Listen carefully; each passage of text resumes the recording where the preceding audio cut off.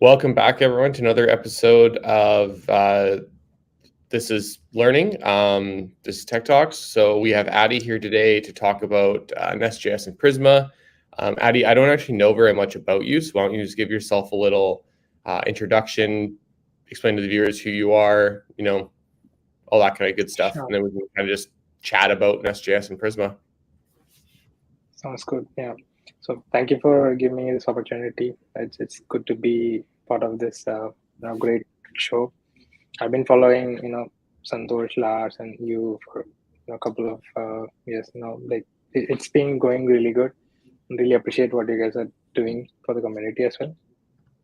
So my name is Adithya, and I work as a UI engineer at a company called Traceable. We are a cybersecurity startup.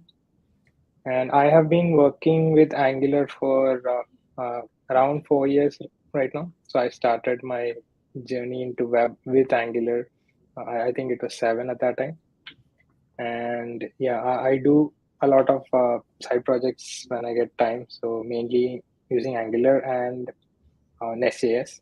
Nice. And like most of my side projects recently have been like this pretty much using Angular, NestJs, and Prisma. So yeah, and I do like to put out blogs about Angular when I get time. So yeah, that's me. Sweet. Do you, just curious, because you're using Angular and Nest and Prisma, do you also use GraphQL with like Apollo or anything, or are you using mostly REST-based architecture? So I've been using REST for like all these years, but like when I joined this company, we have been using GraphQL. So I actually wanted to get into GraphQL, but never had a push. So, but this like since I joined, then we are using GraphQL. So it's obviously I got that push so that I can learn GraphQL. And the last side project, I actually used GraphQL with NestJs Prisma. So, Nice. Yeah, that's awesome. We just started using GraphQL as well, and it's amazing. yeah. It's a completely different like thinking paradigm versus REST, but it's so awesome. And for anybody that doesn't know, Prisma actually started originally as like, I think it was version 1 or something like that, as like a layer to expose your database through GraphQL. And then they kind of like pivoted into the the ORM type system that they are now. But it actually still uses GraphQL behind the scenes to communicate with the database, which is really cool. So that's pretty cool. Yeah. Yeah, Prisma's wild. Like the quality of software you can build with it versus other ORMs I've used is just sky high. It's Exactly. crazy. Yeah. Like the type safety it brings. We were using Mongoose before with Mongo, and like there's nothing wrong with it. It works, like it has tapings and stuff like that, but Prisma is just in a whole league of its own and has Mongo support now too. Correct. Yeah. So like I actually started with MongoDB, and like everybody else, like we use Mongoose, and then also did a little bit of TypeORM at that time. Mm-hmm. But the sole reason, like when I got introduced to Prisma, I actually shifted to Postgres and MySQL, just because Prisma supported both of them.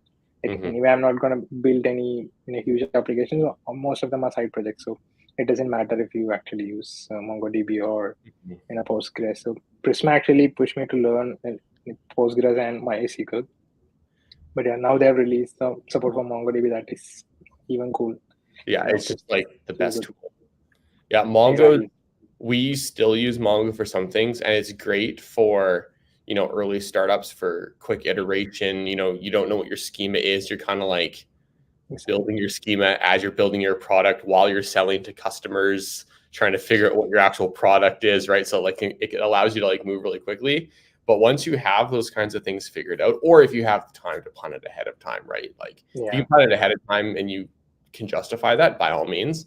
But once you actually figure out what your architecture is going to be, then that's when we started moving to Postgres with Prisma, and it's been a godsend for like the stability of the product and the quality of code that's being written. Exactly. Like everything is type safe. The chances of making mistakes are really low because you have these typings. If you change something, you know where it breaks. That is another thing. Like yeah, you can't go back from Prisma. Like if you start using it, so they have done a really, really, really good job. I Yeah. don't think there have been a ORM like this before. Like even type ORM, it is pretty good, but I don't think it reaches at this level. I mean, Prisma is on a whole different level compared to the others. Yeah. Yeah. So It's cool. the best one I think I've ever used before across any. Like, I mean, I'm sure some other frameworks, like languages, have some good ones, but in JavaScript, Prisma is Yeah. the peak.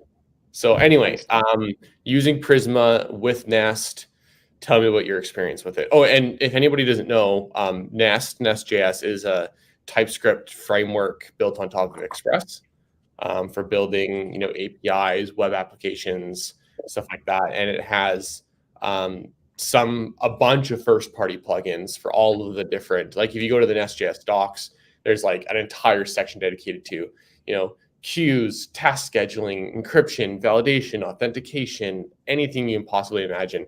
Nest has a first-party plugin for all of those things, which is again also amazing. Nest is unreal. And I don't want this to scare people because I know like saying, oh, Angular scares a lot of people for whatever reason, but it does lend itself a lot to how Angular was built with like the decorators and it's an MVC framework. So you have your controllers and your stuff like that. So MVC, model view controllers. So anyway, that's what Nest is, just in case people weren't aware.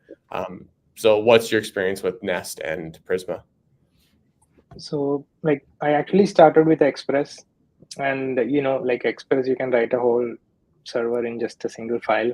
So Yep. I always like to have structure. So even while writing Express, we used to split things into routes, controllers, services, etc. And then we follow that pattern for long. And then I actually discovered Nest, and then it's really amazing because you have that structure, that the same structure that you have with Angular. You can group things together. You know exactly where to place your stuff, and it's really good actually. Like you said, the docs. Like even if you are not using NestJS, and if you're someone who works on the backend with Node.js, going and looking at the NestJS docs will give you, like, you can do all these sorts of stuff. You can do queues. You can do a lot of things to bulletproof your servers using Helmet, rate limiting and stuff. So a lot of concepts are also hidden in the docs, even if you're not using NestJS. So actually, it pushed me to explore things like queues, best security practices and stuff like that. So that's something really good about NestJS. And then even the support with Prisma is it just works. Like we don't have to do anything special. So that's a big yes for me. Totally. Yeah. We have a mono repo, an NX mono repo. And we actually have 3 different Prisma schemas in our mono repo. So that took a little finagling to, figure out how to set it up correctly. But if you just have one schema in your repo, like Prisma just works. Like you Exactly. admit it, you add your schema, you generate it, and you're like, everything just works. It's great. So Correct. Yeah. very, very quality. And yeah, I do like the idea of writing the schemas in the Prisma schema file instead of having to write code. But again, that can be preference. Like some people prefer to write code than schemas. But I think Mhm. the approach that Prisma took for we just have to write the schemas properly, and then everything is set up for us. So that's really cool. Yeah, And yeah, exactly. So for people that haven't used Prisma before, the way you work with it is you have a dot schema file and you write out your schema in Prisma's language. It's pretty plain language to define indexes and all that kind of stuff, and joins and tables and stuff. Then you just run the generate command, and it'll actually generate you essentially a node module library that you can then import, and it has all of the typings for your schema.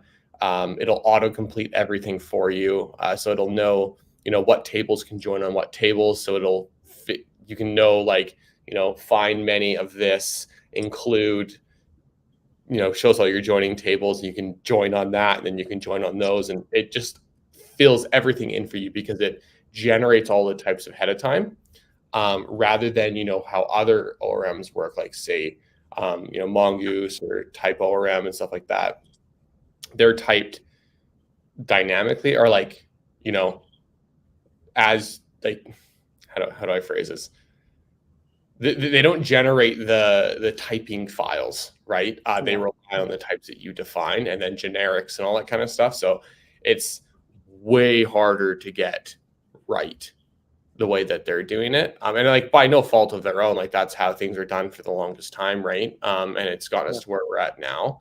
But for Type ORM to build, like generic types that can autocomplete all of your models all the way down through every single join across every single property, like that's insane. So yeah, they're doing some serious sorcery under the hood for getting that stuff. Like it's crazy. Yeah. That's something really cool. So what is, like, with Nest and Prisma, what have you found to be the best pattern that's contributed to quality of development, speed of development, simplicity for onboarding new developers, stuff like that? So one thing is that once you set up this whole thing, then you can actually build on top of stuff. Like if somebody else is coming in, so looking at a controller and a service, then they could go ahead and build another API without having to do much. So I would say the consistency is there. If you set up that properly, you do stuff like you write your Prisma calls in the service, and then you just route in your controller. We have a module for each of them. So since we have that opinionated set of way to do things, I think like somebody who's coming in, they can get accustomed to that, and then the code will be staying consistent. So you don't have different patterns for different set of features. So that is something I would say that is generally something that Nest brings with it, that consistency across everything. And I would say another thing that NestJs and Prisma, I mean, this would be again for Prisma because they even handle the migrations for us. Mm-hmm. Like they automatically generate the migrations for when you update your schema. The migrations are automatically generated, and most of the times it works fine. You don't have to manually go and change the SQL. But if there are certain conditions, that can be a pain. But other than that, I didn't see any issues. But again, consistency would be something. And then since we have the Prisma schema file, so everything is at one place. And then with VS Code, we do have ID support where you can click and go to the schema defined. So that is also something really good. So you can see everything in that one file. You don't have to go refer any other place. And of course, if you are not someone who want to, who goes and looks into the schema, you could just, control space on your ID, and then that will give you the possibilities, what you can do. So yeah, that alone can, help someone who is coming in write code he wants. So you can just do control space, see what is available, just do it. Like there isn't, you don't have to go somewhere and find what you can do. Everything is there. So that's something really good about, again, Prisma. Yeah, I think this is going to turn into like a, I love Prisma show today. Tomorrow. Yeah, that's a good point about the migrations. That's one of the other things that Prisma does really, really well, is it can actually analyze your existing database and then compare it to the schema file that currently exists in your repo and determine all of the SQL statements that need to be run to migrate between one from the other, and then generates an SQL file and has commands for you to run those and generate them, roll them back, mark them as complete if you have to run it manually, all that kind of stuff. So again, all of the hard work is just completely done for you with Prisma. You essentially don't need to do anything. Great, yeah. So that is something, it takes a lot of effort from your side, and then it does everything. So even like when I started actually using Prisma and NestJs, like I started mainly for exploring how Prisma works. So I participated in I think 2 hackathons, each having a month to build something. So I built something that you know within just a month with the tools like this. Without them, it would easily take like 2-3 months to set up the whole thing. But with NestJs, Prisma, once you set up everything, it's so smooth. You can write code faster. You write less code, I believe. So that Mhm. is, it makes you faster, definitely. Yeah, faster, and you have Quality. yeah, exactly. There's type checking in there, and the quality. You know that it's not going to break. Well, Exactly. you know it'll It break less. would, but Say. yeah, yeah. But Because it is, Prisma won't let you write an incorrect statement. Like yeah, it won't let you query your tables in a way that it is not allowed because of the auto-generated typings. yeah. There is just a little bit of getting used to when you have many to many relations and stuff. Like, do you want a shadow table? It automatically handles that for you, but you can define yourself. Setting up that relation and reference can be a little tricky. Like, you have to understand how to do it in Mhm. Prisma way. But once you understand that, I guess it's smooth from there. Yeah, there's definitely some more a little bit more overhead, let's say, when it comes to using Prisma, just because it does do a lot, but you have to configure it to do those things. But A, the configuration isn't that difficult. Yeah, B, once it's set up, it's set up. And then any developers on your team don't actually need to know how it generates or runs or anything like that. They just need to know how to use it, and it just has services exposed, right? It just has like an yeah, injectable that you expose and can pull the model services from, right? So at the end of the day, now you're just left with essentially a public API your developers can use, correct, right? correct. Yeah, No SQL that's statements. good. Cool. Yeah. Another thing that I like in my last project, I actually started with Postgres and then I migrated. I mean, I used switched to MySQL. What I have to essentially do was just change the provider and the database URL and everything and works. And that is something really, really good. Like you don't have to make much changes. I mean, in my case, I didn't have to make any change at all. But there are some small changes you might have to make. But yeah, that is again something really good. You don't have to worry about your you know when you shift, I mean, change a database, you don't have to worry. Yeah, exactly. Like again, it's just all completely generated for you. You just don't Yep. need to. And there's awesome tools for local development, or you can just do DB push, and it'll just Yep. push the schema to the database instead of Yeah. running migrations. Running end-to-end tests on CI is great for it because you can just DB push your entire schema to a temporary spun up database. Um, yeah. And then again, if you use it with NX, like inside an NX monorepo, you have Angular and you have NestJs, then you don't have to, the context switching is not there. You have modules, you have services, you have same thing here. So you have that mindset and then everything, it works just like how things work in Angular, dependency injection, everything is there. We do have things like interceptors, then different concepts of pipes in NestJs, but there are whole bunch of features that even like some of them I haven't used yet, but are really good. Like interceptors are really good. Pipes are used in exception filters. Guards. Terraplane, so yeah, guards, another great thing. So many shared concepts. So that would definitely make somebody who's coming from Angular background, Mhm. looking at the code, they can make sense of it much, easier. Yeah, I would definitely suggest anyone actually like even if you're only using one of the following technologies, like using an NX monorepo is an amazing idea just because the benefits Yeah. you get from it. But if you like our stack, we have like 4 Nest apps, maybe 5 Nest apps, and like 6 Angular apps across 3 different Prisma schemas, all using Apollo GraphQL, and it's all just in one repo the entire repo gets type checked together because all of the types are generated and linked together, right? Like the benefits are just so massive when you're already getting crazy benefits by using, Nest over Express, and then using Prisma over, say TypeORM or Mongoose or something like that, right? And then you throw Angular in there. Now you can link the entire stack through with TypeScript, all in one repo. Exactly.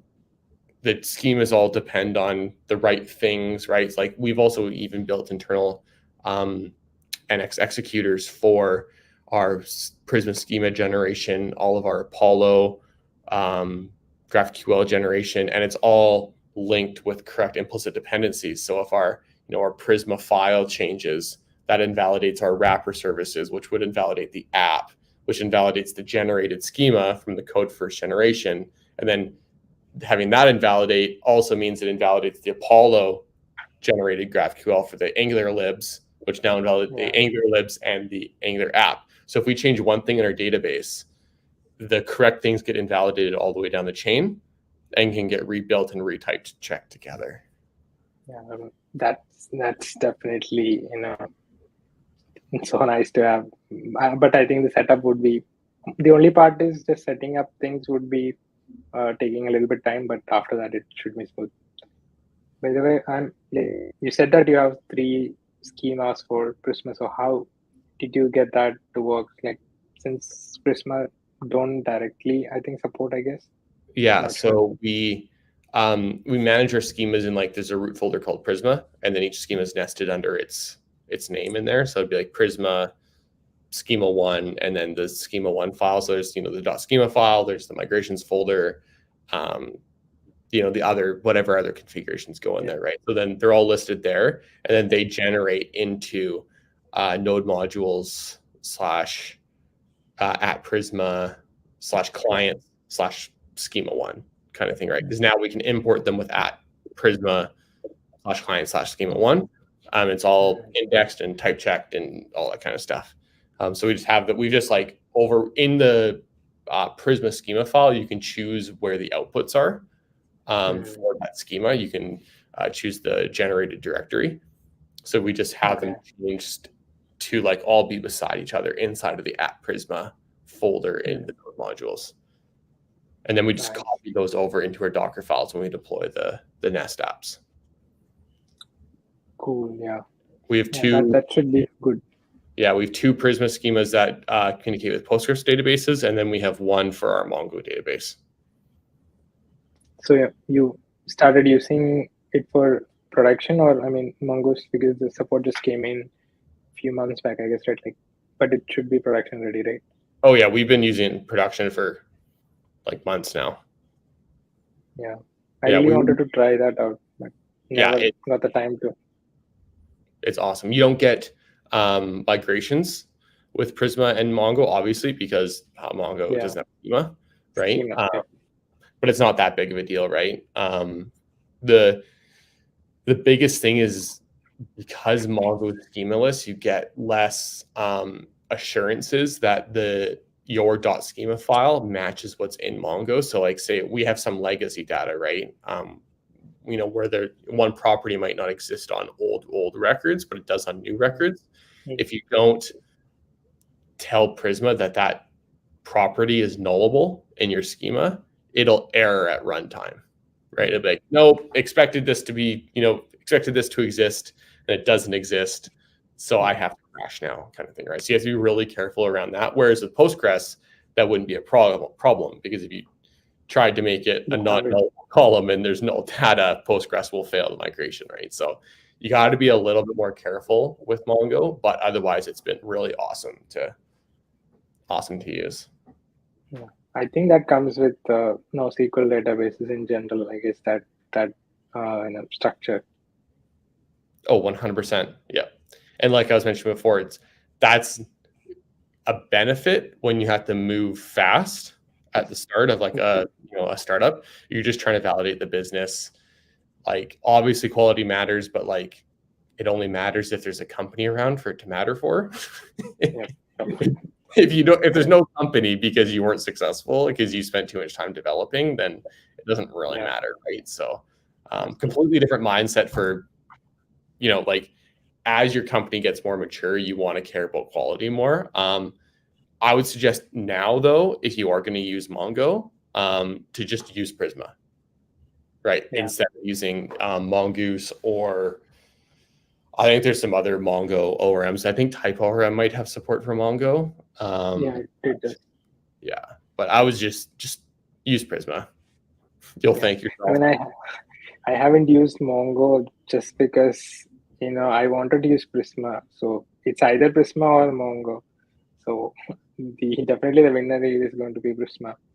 Yeah. So, yeah, but now I think it's time to try that out for the Now next you project. can do both. Yeah. Yeah. It's Nice. awesome. Yep. And I think we are not giving enough credit to NestJs, but since we're only talking about Prisma, but it's NestJs is really, really awesome. Like just the docs, as I said, right? If you don't know some concepts, if you read through the docs, there are so much stuff related to security, then how to set up WebSockets, then how to do GraphQL. There is a great CLI. How do you set up OpenAPI automatic viewer Swagger files, a bunch of stuff. Yeah. That is all there in really good documentation, I would say. And I just like Prisma, it all just works. It all exactly just works, right? Like, yes, you're right. We definitely didn't talk about Nest as much as I would have liked, because we've been using Nest for 4 years now, something like that. And it is just fantastic. And one thing I don't know, I've seen this in many places, because Express is lightweight. Then you're writing another wrapper that will slow you down. But generally, what I think is, for most use cases, I would say I think it should be just fine. What are your thoughts on that, since you have used it? Yeah, 100%. I think the boon you get from running, being able to build with Nest, would outweigh any cons people would have when it comes to the performance of it. But at the end, it's just a wrapper over top of Express, right? It's not hijacking how the system works. It's just adding additional logic for you to easily write your Express controllers, right? So yeah, it's just, and then with Nest, you can also use Fastify. I've never used Fastify, but I know some people use it. It's supposedly a more performant Node.js framework. You don't get the same level of community plugins, just because Fastify is not as mature as Express is. Express, there's a plugin for everything with Express, right? Some of them aren't. They don't work with Fastify, or there's a Fastify version of them, kind of thing, right? But otherwise, if you're worried about performance, give Fastify a shot. Yeah, and I think Fastify is doing really good job. They are also consolidating all their first class plugins into their own at Fastify.org, so that should give confidence to users as well. So I think I always wanted to try Fastify, because it's comparatively lightweight. I think, and obviously there are performance benefits, but that using NestJS, you have so much benefits, like you said. I don't know if that would cause a massive performance issue by just using Nest. But yeah, developer experience is so nice. Maybe people who are not familiar, or people who don't work with Angular, might disagree. I don't know, because having that module system, I don't think a lot of people would be fan of that. Yeah, and some people might not have worked with Angular, but if anybody's worked with Spring MVC or Spring Boot, Nest lends itself a lot from that as well, right? The whole decorator approach. Again, it's just an MVC framework like many others. So if you're familiar with Spring, you'll be right at home with Nest. Yeah. So people who haven't tried out Nest, do give it a shot. Yeah. Like I suggest it all the time to like all my friends just to try it out. You don't do go ahead and build it directly, but just go through it the docs and see how comfortable you are. Because I think one thing that is missing for Express is the documentation. But with NestJs, you have that have really good documentation of setting up everything. So if you just read through the documentation, you know what to set up. You can set up health checks. Again, you can set up terminus to what do you say restart and do other stuffs. A lot of safety plugins, all of them are documented in there, so you actually would know like to use them. With Express, I don't think you have that much documentation on good quality, like how to do stuff and things like that. But yeah, I think docs is really good. Yeah, I would never want to build without dependency injection too. Yeah, like that's magic. It's amazing. Exactly. Yeah, that's true. Like if you really know the power of dependency injection and what it can do, you can find use cases that you would have written a lot of code for. But with dependency injection, replacing that with use class, use factory, like there are tons of really good, things that you could do. And the code looks way cleaner with less duplication. Yeah, that's something really good. Angular and SJS both have that. So yep, so cool. Totally. Well, coming up on the end of the show here, is there anything that you want to shout out, share? Do you have a new blog post that I can share out for you? I can just share my blog and my portfolio. It contains all the projects that I've done, and all of them are in Angular and NestJS. So if you like, have a look at it.